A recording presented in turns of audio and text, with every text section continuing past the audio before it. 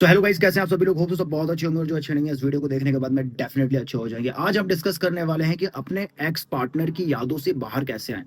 और मैं आपको बताऊंगा कि क्या आप गलती कर रहे हो जिस वजह से आप उसकी यादों से बाहर नहीं आ पा रहे हो। अब भी उसकी पास्ट की यादों में या फ्यूचर की यादों में आप फंसे हुए हो।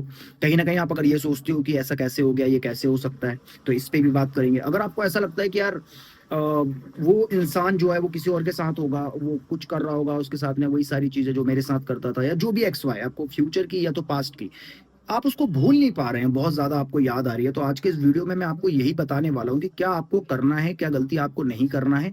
और आप, जैसा मैं आपको एडवाइस करता हूँ, अगर आप इसको वैसा 100% फॉलो करते हैं इस बात को, तो डेफिनेटली आप बहुत जल्दी, मतलब मैं कह रहा हूँ 1 महीना आपको लगेगा हार्डली, इस वीडियो को देखने के बाद जो भी मैं आपको एडवाइस दूंगा आप आराम से मूव ऑन कर जाओगे बिना किसी प्रॉब्लम के। लेकिन आपको वीडियो पूरा देखना पड़ेगा, क्योंकि वीडियो थोड़ा सा बड़ा हो सकता है, लेकिन आपके हर डाउट, आपके हर सवाल का जो जवाब है इसी वीडियो में मिल जाएगा। और हम इसके अलावा इसमें एक चीज़ और बात करेंगे कि जो ब्रेकअप के वक्त जो ओवर थिंकिंग होती है, उससे जो एंजाइटी होती है और उससे जो पैनिक अटैक्स आते हैं, हम इसको भी डिस्कस करेंगे। क्योंकि ये जो मैं चीज़ें आपको आगे बताऊंगा ये इन्हीं चीज़ से रिलेटेड है। तो इसको आप स्टेप बाय स्टेप फॉलो करना, आप मूव ऑन कर जाओगे। तो चलिए वीडियो को स्टार्ट करते हैं। आपका ब्रेकअप हुआ है, ब्रेकअप हुए 1 महीना हो गया, 2 महीने हो गए, साल भर हो गए, 2 साल हो गए, मैटर नहीं करता। अगर आप सफर कर रहे हो उस चीज से, तो देखिए सबसे पहले तो आपको ये बात समझनी पड़ेगी कि इसका भी ना एक टाइम पीरियड होता है कि लाइक आपने, फॉर एग्जांपल आपका ब्रेकअप हुआ है 4-5 महीने हुए हैं, तो इस कंडीशन में आपको पास्ट से रिलेटेड जो यादें हैं उसकी वो याद आती हैं। क्यों? क्योंकि आपने भी एक्सेप्ट नहीं किया है। जब आप एक्सेप्ट कर लेते हैं तब आप फ्यूचर में पहुंचते हैं। जब तक आपने एक्सेप्ट नहीं किया है आपको याद आएंगी पास्ट की। क्या याद आएगा? हम यहाँ गए थे, हम वहां गए थे, हमने ये किया, हमने वो किया, और इतना सब कुछ बढ़िया था, ऐसा कैसे हो सकता है, मे भी कुछ हो सकता है। इस तरीके की आपको यादें आती है। लेकिन जब आप थोड़ा सा प्रैक्टिकली थोड़ा सा बन जाते हैं, थोड़ा सा आप इमोशनल को, अपने इमोशंस को अपने कंट्रोल कर लेते हैं, या कहीं ना कहीं आप थोड़ा सा एक्सेप्ट कर लेते हैं, उसके बाद में आती है फ्यूचर को लेके कि अब वो किसके साथ होगा, क्या कर रहा होगा, उसकी लाइफ में कोई और होगा और वही सब कर रहा होगा जो मेरे साथ कर रहा था। तो ये जो फ्यूचर में आप जाते हैं, ये आप तब जाते हैं जब आप थोड़ा सा एक्सेप्ट कर लेते हैं। जब तक आपने एक्सेप्ट नहीं किया तब तक आप पास्ट में अटके रहते हैं। अब हमको ये दोनों ही सिचुएशन को हटाना है। बात तो ओवर थिंकिंग की है ना, पास्ट को लेके हो या फ्यूचर को लेके हो, बात है ओवर थिंकिंग की। तो सबसे पहले तो हम यहाँ पे एक चीज डिस्कस करेंगे यहाँ पे कि पैनिक अटैक्स। अब आपको, आपने ब्रेकअप हो गया, आपने मूव ऑन नहीं किया ना, आपने एक्सेप्ट किया है, 1 साल हो गए, 2 साल हो गए, 6 महीने हो गए, 8 महीने हो गए, कोई फर्क नहीं पड़ता इस चीज से। लेकिन अगर आपको पैनिक अटैक्स आ रहे हैं तो आपको सबसे पहले ये बात समझनी पड़ेगी कि पैनिक अटैक्स आते क्यों है। पैनिक अटैक्स जो आता है वो होता है, आपका सीधा कनेक्शन होता है आपकी ओवर थिंकिंग से। देखिए आप लोग सबसे बड़ी गलती क्या कर रहे हो ना, जो आप, आपको मूव ऑन करने में प्रॉब्लम हो रही है और आपको पैनिक अटैक्स आ रहे हैं और जो आपको एंजाइटी हो रही है, वो इसीलिए हो रही है बिकॉज जब आप अपने माइंड को स्विच करने की कोशिश करते हैं, फॉर एग्जांपल आपको उसकी याद आ रही है, उसको वो आपको याद आ रहा है, तो आप अपने आप को बिजी करने की कोशिश करते हैं। फॉर एग्जांपल कि चलो यार मुझे इसकी याद आ रही, तो एक काम करते हैं, थोड़ा कुछ काम कर लेते हैं, काम में, घर के काम में, या बिजनेस या ऑफिस या जहां भी, अपने आप को स्विच करते हैं आपकी उसकी याद ना आए। जब आप ऐसा करते हैं तो ठीक है, आपका माइंड एक बार में एक ही काम कर सकता है, तो वो उस चीज को स्विच कर लेता है और आपका दिमाग जो है वो कहीं और बिजी हो जाता है।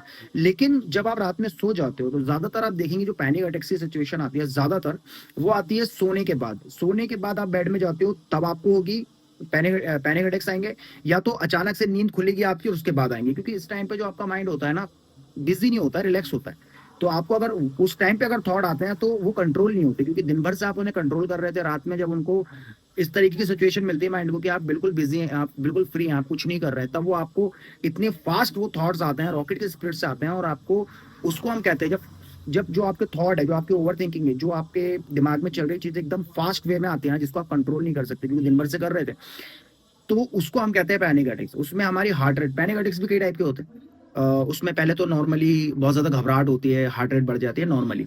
उसके बाद जो सेकंड स्टेज होती है उसमें हार्ट हार्ट रेट भी बढ़ जाती है, उसी के साथ में स्वेट भी होने लग जाता है, हाथ पैर कांपने लग जाते हैं, सांस लेने में तकलीफ होने लग जाती है। इस तरह की सिचुएशन आती है इसलिए क्योंकि आप अपनी ओवर थिंकिंग को कंट्रोल करने की कोशिश कर रहे हैं। तो आपको सबसे पहले तो ये गलती नहीं करनी कि ब्रेकअप के बाद आपको ओवर थिंकिंग को कंट्रोल करने की कोशिश करनी है, या तो फिर आप उसको स्विच कर रहे हो। आप बैठ के देखो, इससे दो चीजें होंगी। जब आप बैठ के देखोगे तो आप उसको फील कर पाओगे, महसूस कर पाओगे, उस दर्द को, उस चीज को आप फील कर पाओगे, महसूस कर पाओगे। आपका दिमाग उसको एक बार दिखाएगा, 2 बार दिखाएगा, 3 बार दिखाएगा। जब आप बैठ के देखोगे, चौथी बार आपको वो चीज नॉर्मल लगने लगेगी। तकलीफ होती है, लेकिन 2-3 दिन में आप जब एक ही थॉट को लेकर 2-3 दिन बैठोगे तो डेफिनेटली माइंड तो बोलेगा अभी हो गया इसका, कुछ और देखते हैं। तो इस तरीके से आपको हर एक थॉट को बैठ के देखना है। मुझे नहीं लगता 1 महीने से ज्यादा लगेगा। आप जब इसको करेंगे 3 से 4 दिन आप इसको करके देखिए, आप देखेंगे कि आपको अब उसकी यादों से फर्क नहीं पड़ रहा है। मतलब आप उसको लेके थोड़ा प्रैक्टिकल हो गए हो, थोड़ा सा आप इमोशनली आपने अपने आप को कंट्रोल कर लिया है, ये चीज होगी। तो ये चीज तो आपको करनी ही करनी है, ठीक है। उसके बाद अगली एडवाइस ये है कि आप अकेले रहिए, आप दोस्तों में मत रहिए, आप अपने दोस्तों के साथ मत बैठिए जाके, आप उनके साथ टाइम पास मत करिए कि उसकी याद आएगी मैं क्या करूंगी या क्या क्या करूंगा। तो आपको क्या करना है, अपने साथ वक्त बिताना है। उस वक्त उसकी याद आ रही है लेके बैठ जाना है, ये नहीं करना है कि यार ठीक है उससे भाग रहे हैं। भागना नहीं है, आपको उस थॉट को लेके बैठना है। कम से कम ज्यादा से ज्यादा आधा 1 घंटा आप निकालिए पूरे दिन में अपने साथ अकेले बैठने के लिए। उस टाइम पे अगर आपको कुछ दिमाग में नहीं आ रहा है तब भी बैठिए, और अगर दिमाग में आ रहा है तो उसको बैठ के देखिए, कोई दिक्कत नहीं है। ऐसा करते करते क्या होता है ना, इसको कहते हैं वक्त रहते मूव ऑन करना।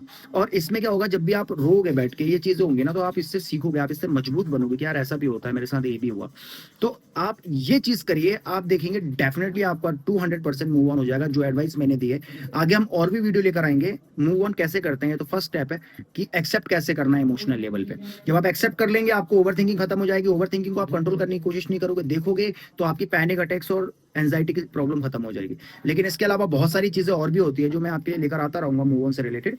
अगर आप और भी वीडियो ऐसे देखना चाहते हैं तो आप हमें सब्सक्राइब कर सकते हैं, बेल आइकन को ऑल पे कर देना।